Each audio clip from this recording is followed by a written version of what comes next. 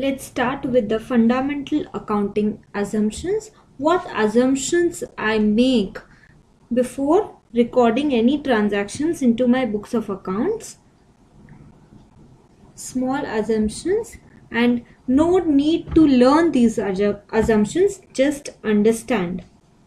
First is going concern assumption.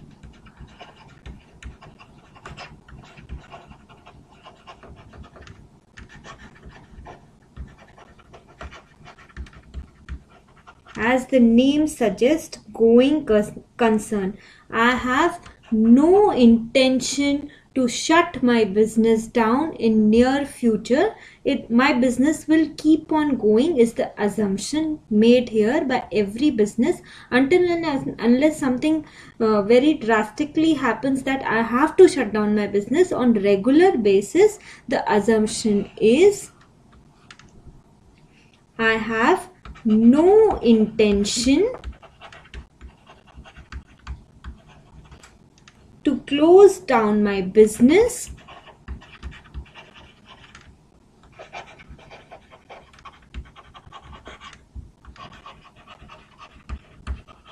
in near future.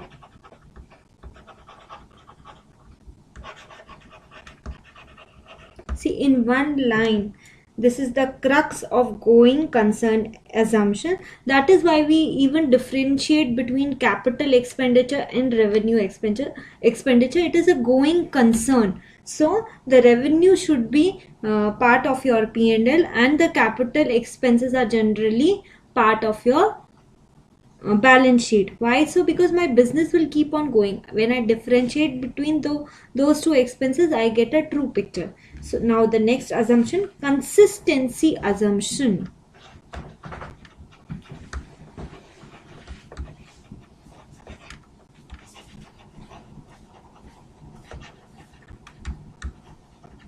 Okay, what is consistency assumptions? One accounting practice which is adopted or selected by the organization, they will keep on applying it over year. This is consistency. Consistently I apply a method of accounting over years. This is why consistency assumption. I will give you an example. Say for depreciation,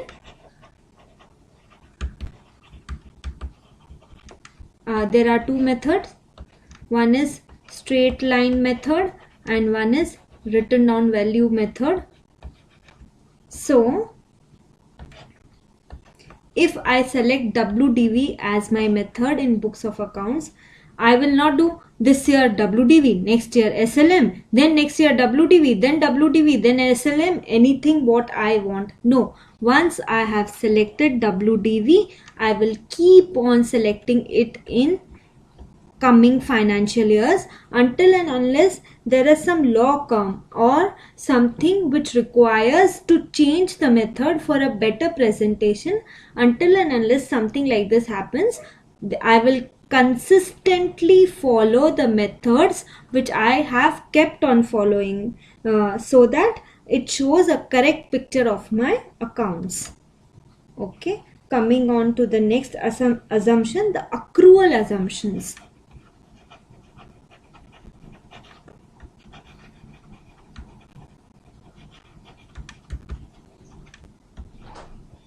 Now what is the accrual assumption?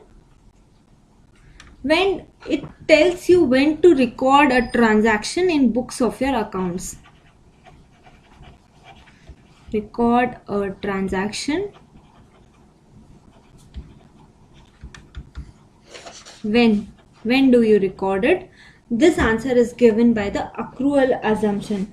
At the time when it is entered. When? At the time when it is entered, or at the time when the settlement takes place. At time of settlement.